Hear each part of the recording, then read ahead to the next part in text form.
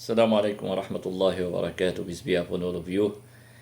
Today is our video number 25 in our Christian and Muslim dialogue.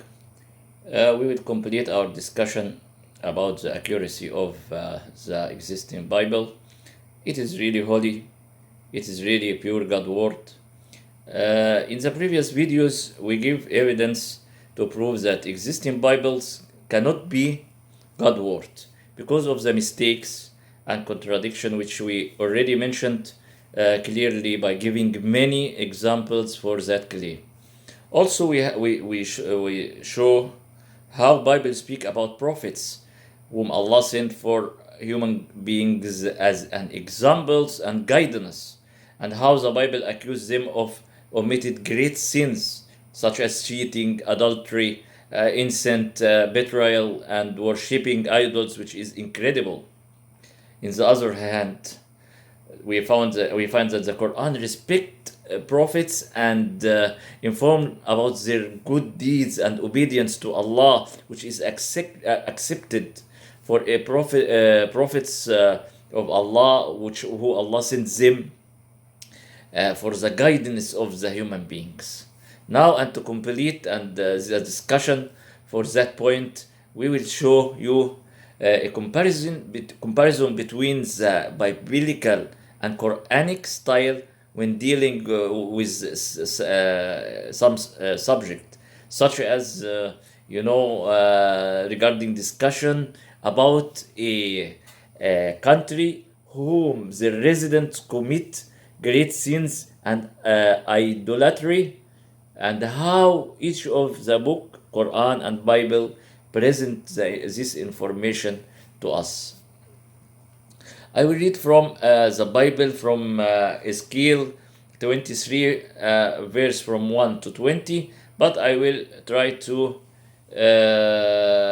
go direct to the verses which we explain the idea which we are mentioned now. So in Ezekiel 23, under the title Two Adulterous Sisters, I start to read from verse number 1. The word of the Lord came to me, son of man. There were two women, daughters of the same mother. They became prostitutes in Egypt, engaging in prostitution from their youth. In that land, their breasts were fondled, and their virgin bosom caressed. The older was named Olaha, and her sister was Oliba. They were mine and gave birth to sons and daughter. Olaha is Samaria, and Oliba is Jerusalem. So, and going with a paragraph and the verses, we go to number 5. Olaha engaged in prostitution while she was still mine, and she lusted after her lovers. And verse number 8, she did not give up the prostitution she began in Egypt, when during her youth men slept with her, caressed her virgin bosom, and poured out their lust on her. And in verse number 10, they stripped her naked, took away her sons and daughter, and killed her with the sword. And after that, in verse 11, her sister Oliba saw this from the first Oleha. So Oliba saw this, yet in her lust and prostitution she was more depraved than her sister. She took lusted after the Assyrians governors. And going with the story, and we finally go to verse number 17. And then the Babylonians came to her to the bed of love, and in their lust they defiled her. And for verse 18, when she carried on her prostitution openly and exposed her naked body, I turned away from her in disgust, just as I had turned away from her sister. And after that, in verse 19 and 20, when she was a prostitute in Egypt, there she lusted after her lovers, whose genitals were like those of donkeys, and whose omission was like that of horse. So you longed for the lewdness of your youth when in Egypt your bosom was caressed, and your young breasts fondled. Yeah, we see here in this paragraph, the writer used a very low expression, very low sexual expressions, which could not be fit for to be as a word from God. Uh, which and I found also that some words have been changed from the Bible, which I have from since 2007, and I already mentioned before about this Bible, and from where I bring from Christian bookstore. I bring from Christian bookstore, which was from a vessel or ship from England.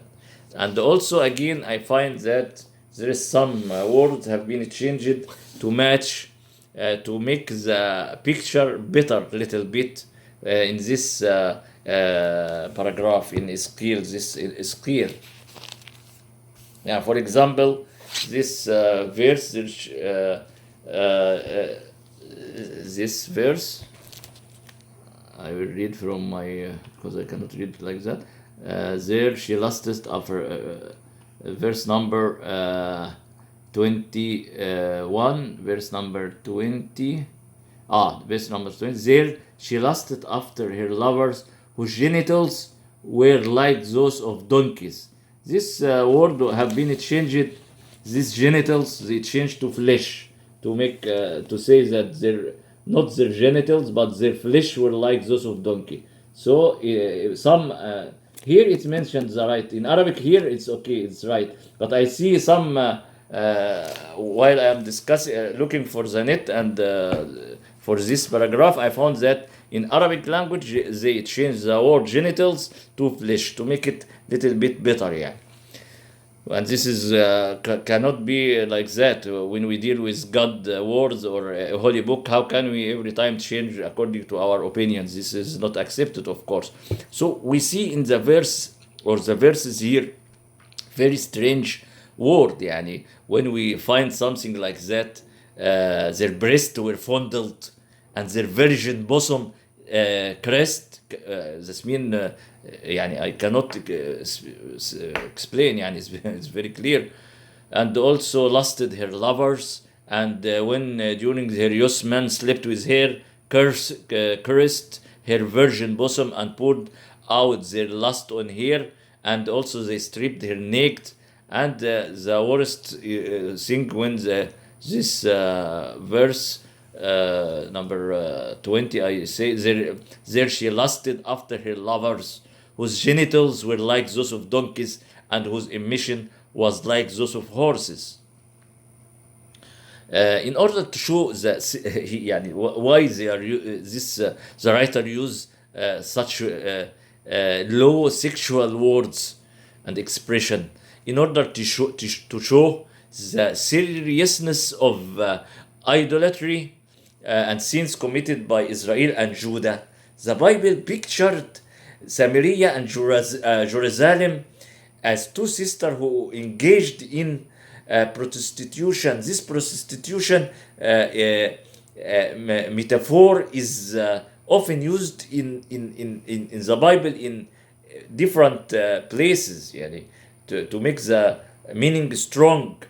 Like also Ezekiel 16 and Jeremiah 3, you will find in many places in the Bible that they are used this bad expression. I can read you from Ezekiel 16 also, but shortly. Small, I mean 2 verse or something to explain what I want to explain.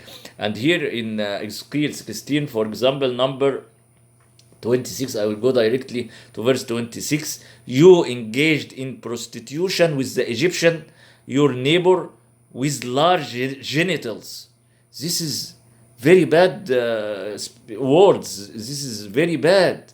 The writer of this verses used a very low sexual expressions and word which very clear cannot be from Allah or mentioned in a holy book. If any moral person cannot alter these words, then how could we believe that Allah spoke them? In contrast, when the Quran talk about the sin committed by some people and their punishment, it uses very noble and impressive language which moves the reader heart with fear from committing such sins. It does not take long for anyone to recognize the beauty and majesty of the word of Allah in Quran. I will give example. For example, from Quran from Surah An-Nahl, Surah number 16, verse number 112, Allah say, and Allah present an example. A city which was safe and secure, is provision coming to it in abundance from every location. This is Mecca. But it denied the favors of Allah. So Allah made it taste the development of hunger and fear for what they had been doing. Look, very clear and very noble word, not such bad word which was used and we mentioned before in the Bibles. Also, in Surah Fussilat, Surah number 41, verse from 15 to 18, Allah say about also Ad, some people for or a tribe named upon Ad. As for Ad, they were arrogant upon the earth without right and said, who is greater than us in strength? Did they not consider that Allah who created them was greater than them in strength? But they were rejecting our signs. So we sent upon them a screaming wind during days of misfortune to make them taste the punishment of disgrace in the worldly life, but the punishment of the hereafter is more disgracing and they will not be helped. And as for Samud, another people, we guided them, but they preferred blindness over guidance. So the thunderbolt of humiliating punishment seized them for what they used to earn. And we saved those who believed and used to fear Allah. From the previous comparison, it's become very obvious and clear the great difference between the Quranic and biblical style. So, which of the two books could be fit to as a God word? Which of the two books is fit to be followed? That is very clear that Allah, when speaking in such a way which make our hearts move, our feeling in the best way and in the using the best words, but such loud sexual word and expression cannot be revealed by God to prophet to convey to us. How can we learn or feel or take our religion from such verses or our teaching? This is very far from thinking and from mind. At the end, we reach the end of this video, and we will continue our explanation and our study soon in the next video, inshallah. Thank you for your following our study. See you in next video, inshallah, soon. Assalamu alaikum wa rahmatullahi wa barakatuh. Peace be upon all of you.